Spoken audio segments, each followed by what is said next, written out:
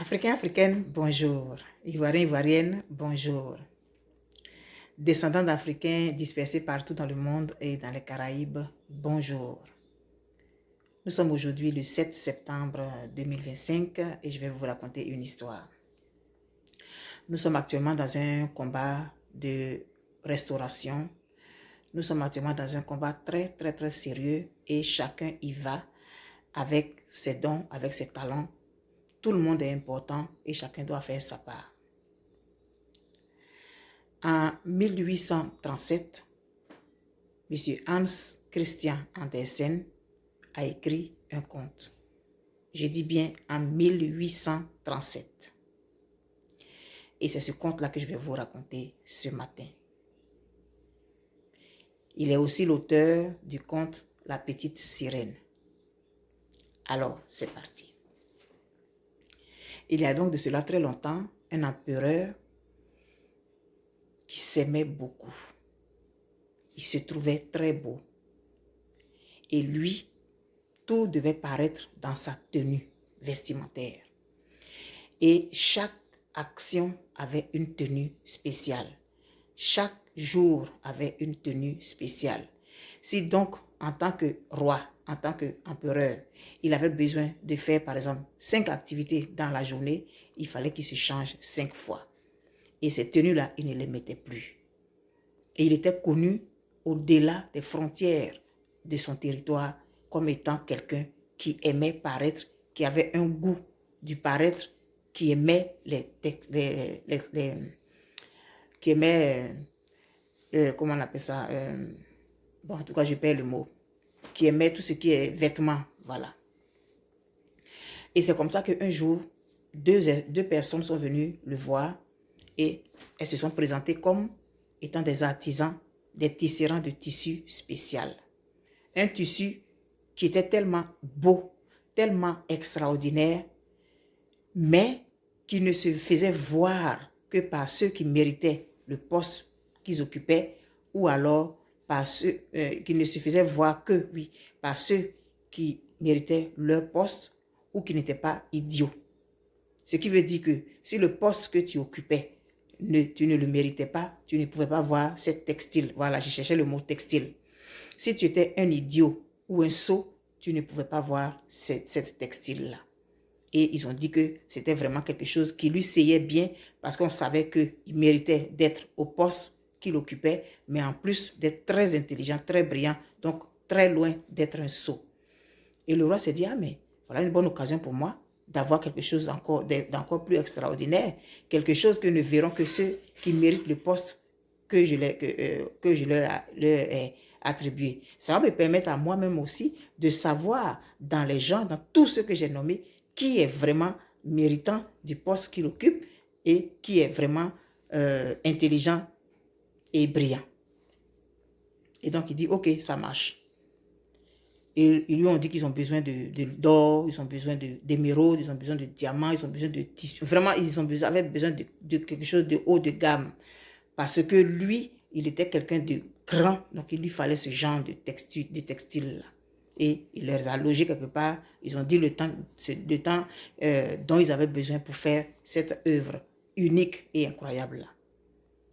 Et le roi, on va dire le roi, empereur, roi, bon, en tout cas, le roi, il a donné l'information à son conseil. Il a dit, bon voilà, il y a quelqu'un qui est venu, qui va faire une tenue pour moi, une tenue d'apparat que je vais porter à telle occasion. Il y a une occasion grandiose qui arrivait, donc il va mettre ça.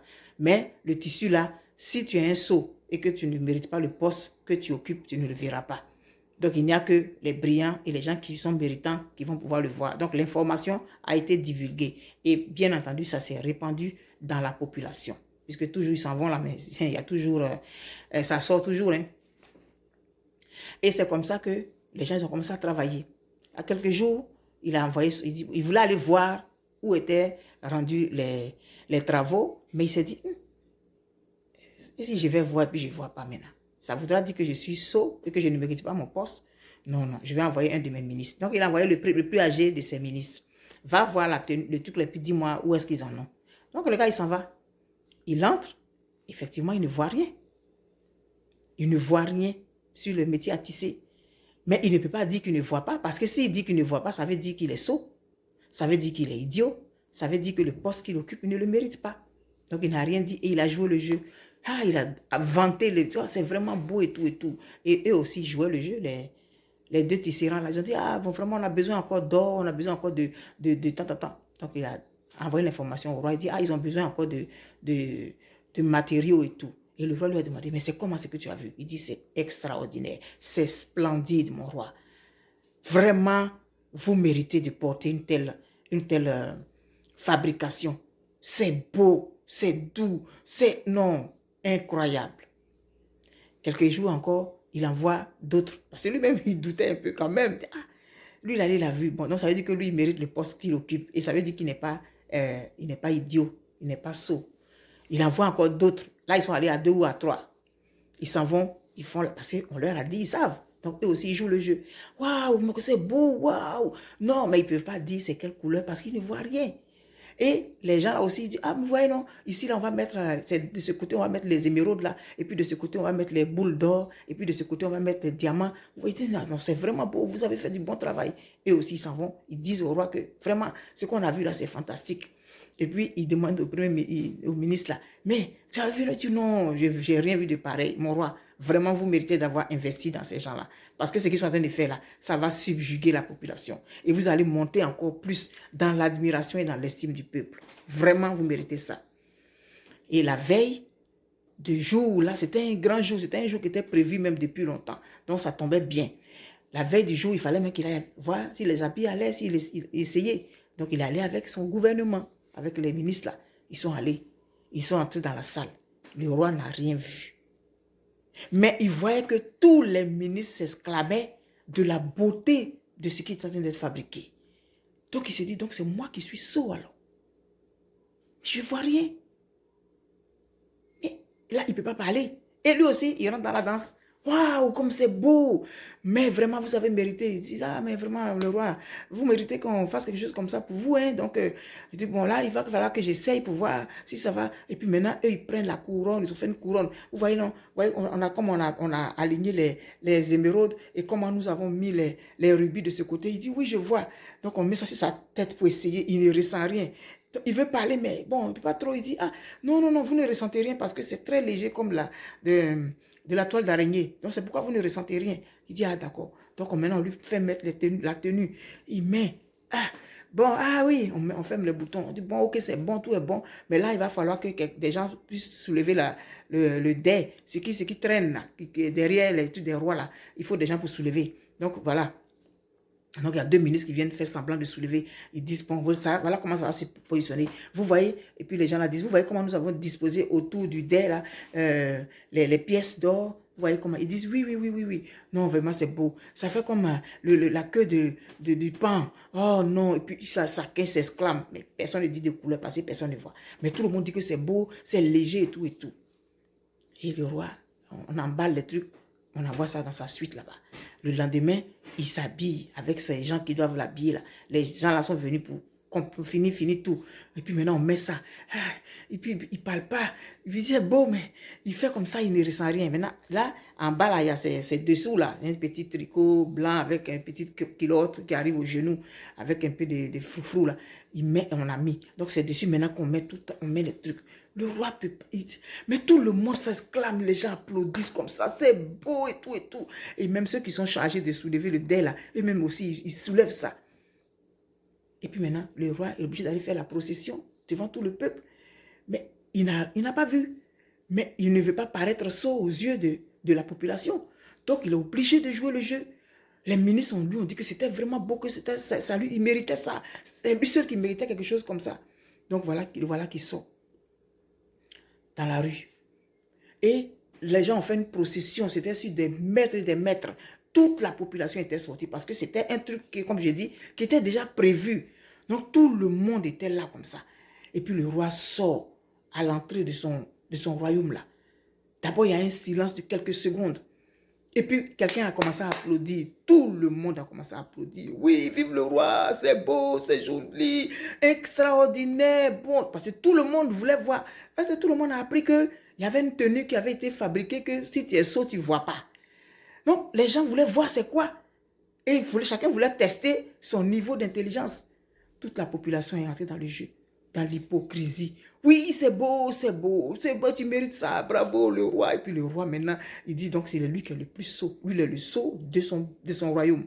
Il ne mérite pas son poste, il s'est dit ça. Et puis maintenant, il soulève les bras. Et puis il fait quelques mètres. Et puis maintenant, à un moment donné, il y a un petit garçon qui était venu aussi pour regarder.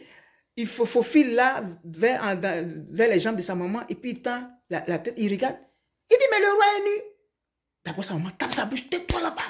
Il dit, mais le roi est nu. Et quand l'enfant a crié comme ça, tout le monde s'est comme réveillé. L'homme est comme descendu sur terre.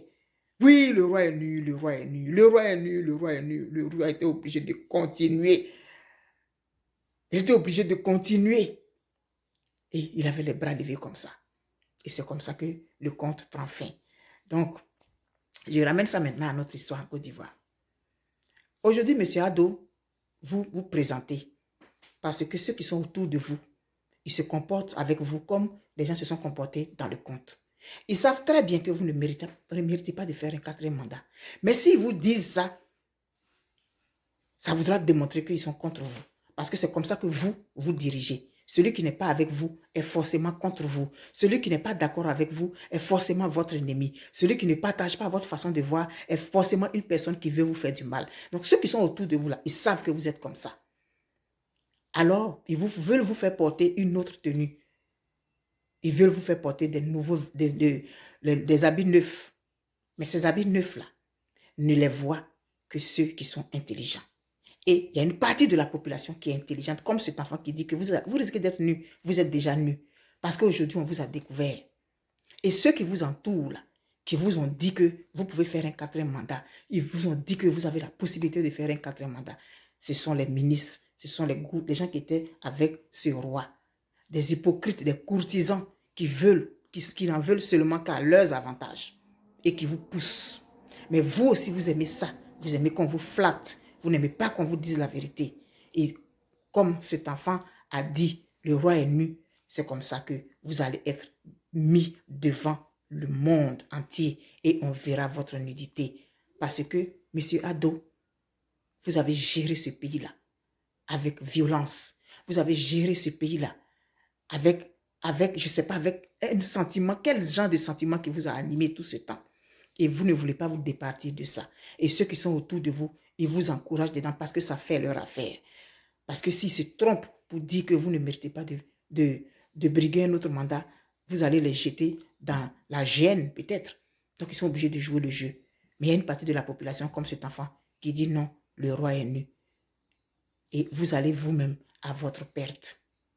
Vous avez encore le temps de vous ressaisir. Parce qu'on sait que c'est vous qui dirigez tout. Vous avez encore le temps de vous ressaisir. Sinon, votre nudité, elle va être présentée au monde entier. Jusqu'à aujourd'hui, vous avez encore la possibilité d'essayer de cacher vos dessous. Mais c'est vous-même qui allez les révéler au monde. Si vous voulez vous comporter comme cet empereur dans le conte de Hans Christian Andersen, un conte qui a été écrit en 1837, mais qui s'adapte aujourd'hui à notre situation. Réfléchissez encore. Et vous qui êtes autour de lui, qui applaudissez tous ses faits et gestes et qui l'encouragez, tout le monde vous regarde. Ceux qui savent que cette tenue-là n'existe pas, en fait, que c'est de la blague, ces personnes-là seront là pour vous montrer du doigt à un moment donné. Bonne réflexion. Bye bye.